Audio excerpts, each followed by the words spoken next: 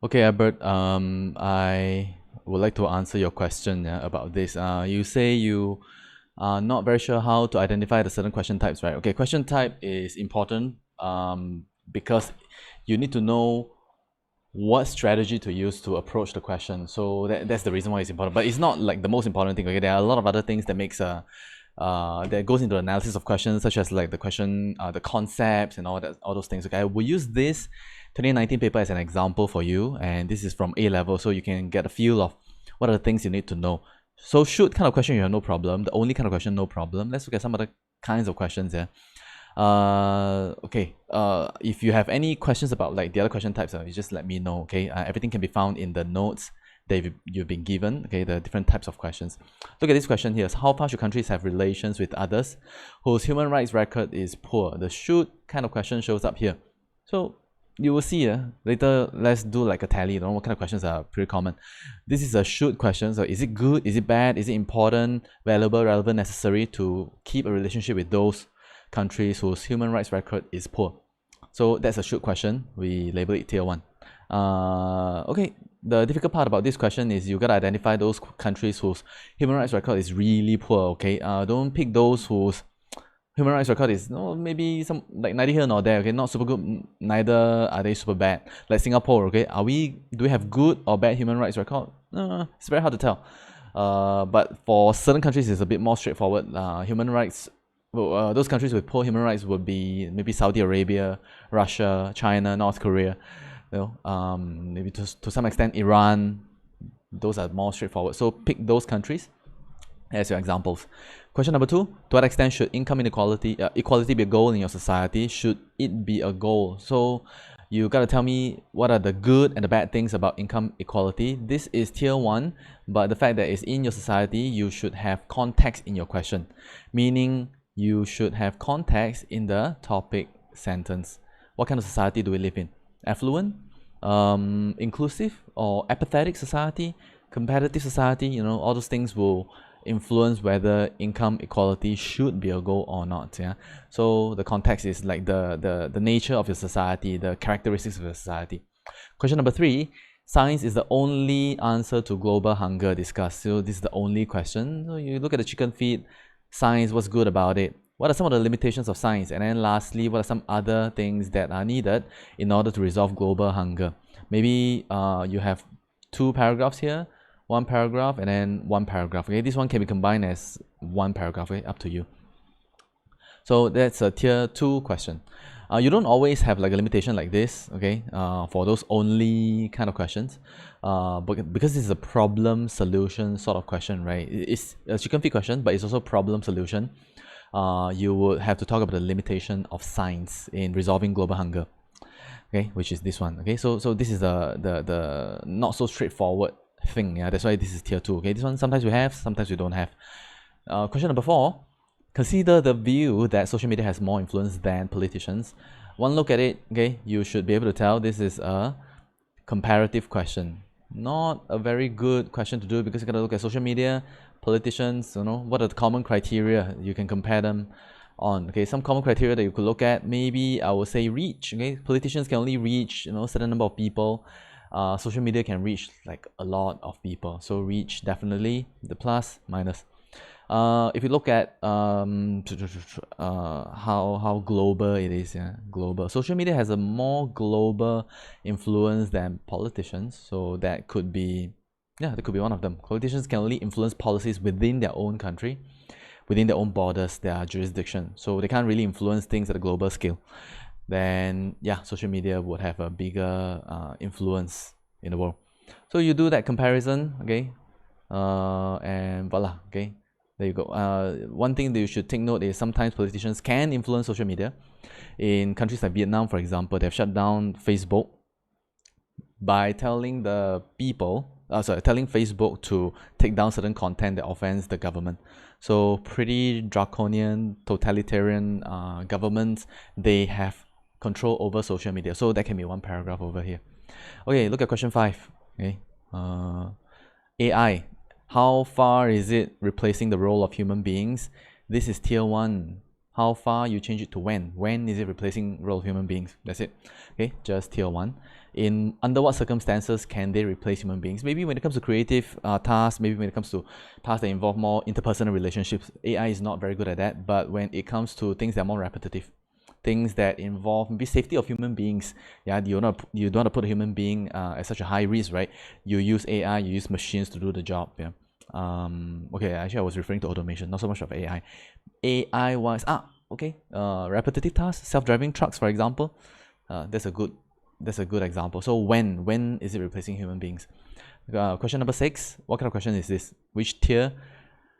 This is tier 3. Okay, like the earlier question on social media is also tier 3.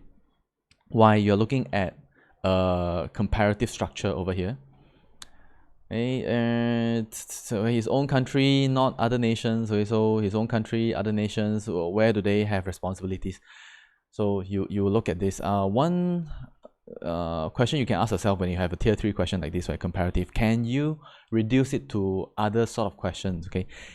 Now, if it is comparative, it typically cannot be how would I say it? It can't be both, right? Can you answer these two questions? This question has two different questions. Like, should politicians be responsible to his country? Yes or no? Yes or no? And then, should politicians be responsible to other nations? Yes or no? Okay, if you can answer them separately, this can be a double barrel. I would think, okay, this one comes from experience. I would think this is not, you can't really use a double barrel for this question. You still have to answer it like a comparative. So that's a tier 3 question. Look at question 7. Okay, tier 3 questions are just, screw it, don't do it. It's a bit too difficult. Question number 7. Religion is an important part in the lives of young people today. Is it true in your society? In your society, that's tier 2. Is it important or not? That's tier 1. But overall, you should treat it as a tier 2. Why is it important? Okay, look at the different contexts that we have. What kind of societies do we live in that makes religion more important or less important? I give you some examples. Number 1, maybe we are more educated. With education, you have ways to explain certain phenomena in life. We tend to find religion less relevant, right? Okay, the more educated a population is, the less relevant religion will become, especially for the young people. So religion not so important over here. Religion can be important in some cases because it instills certain values that society has taken away from us. Right? Modern society has taken away from us. For example, family values. There is a lot of research showing that religious people, they tend to be more family oriented because it's embedded in many religions. So given that Singapore is starting to lose its family culture, family values, right? Okay, religion may fill in the gap. Okay. Fill in the gap, okay, of family. Yeah, so, okay, these two are some examples. You notice we look at context all the time, right? Here we look at how we are more educated. Here we look at how we are less family oriented today. Some context can be arguable, like are we a conservative society or a liberal society? Yeah, you don't know, so that depends on your argument.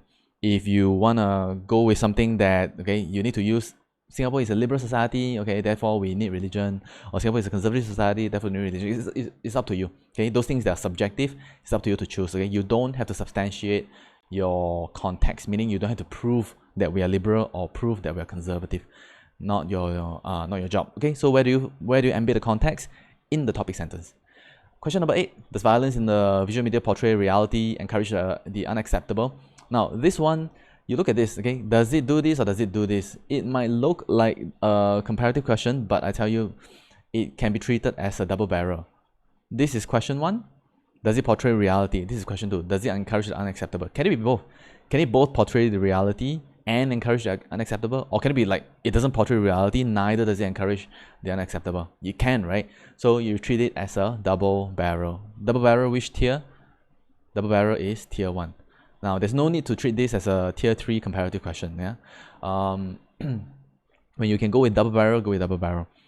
So, does it portray reality? Talk about how visual media nowadays, it portrays violence. Okay, it doesn't portray reality at all. Okay, it doesn't show like what is exactly what really is happening.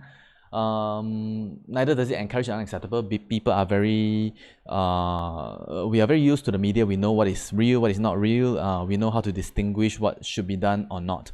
Playing video games, for example, okay, will not make a person any more violent than, say, learning martial art. Or anything. So there is very limited research to show the link between violence and exposure to violent media, like video games.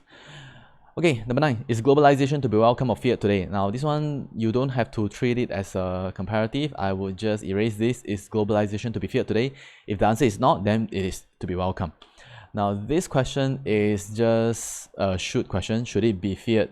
Right, same thing, should. So it's a VR being question. It doesn't have the word should in there, but you should be able to tell, right? This is about the positive and the negative of globalization. Key thing to note in this question is the different aspects of globalization. Globalization includes 5 things. You may or may not get globalization this year, but good for you to know, right?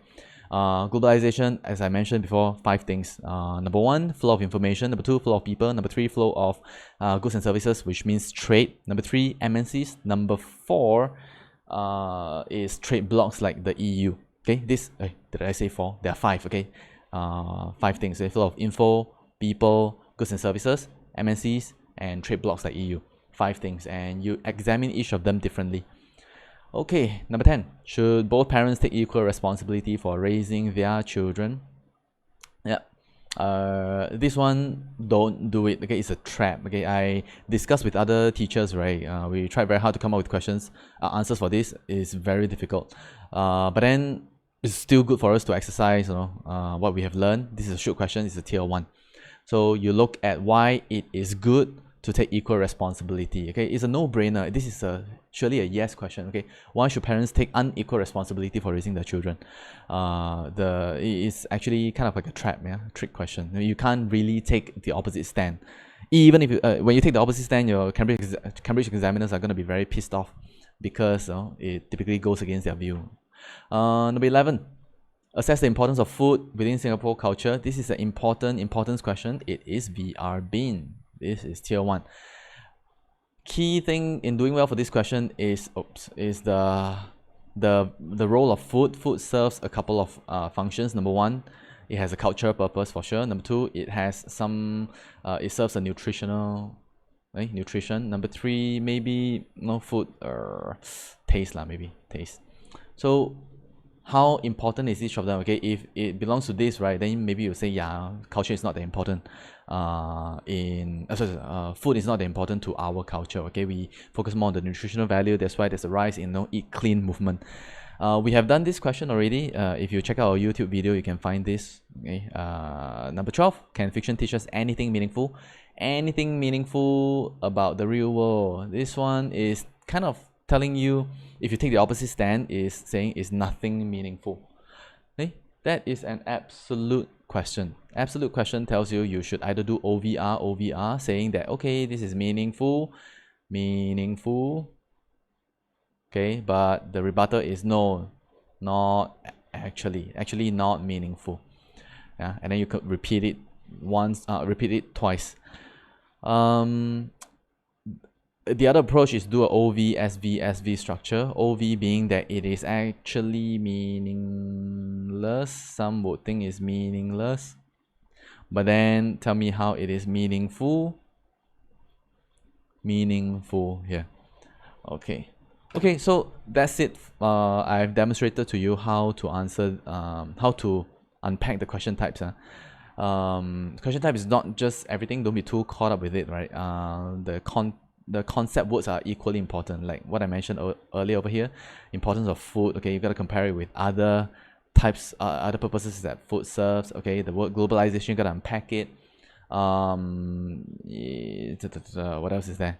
Okay, yeah, okay, that's it. If you have any questions, right, you don't know how to unpack a certain question, okay, even like if you have any paper, maybe a school paper, whatever, okay, just send it to me. I will run through the same exercise with you, okay, on how to analyze the questions. Cool. All right.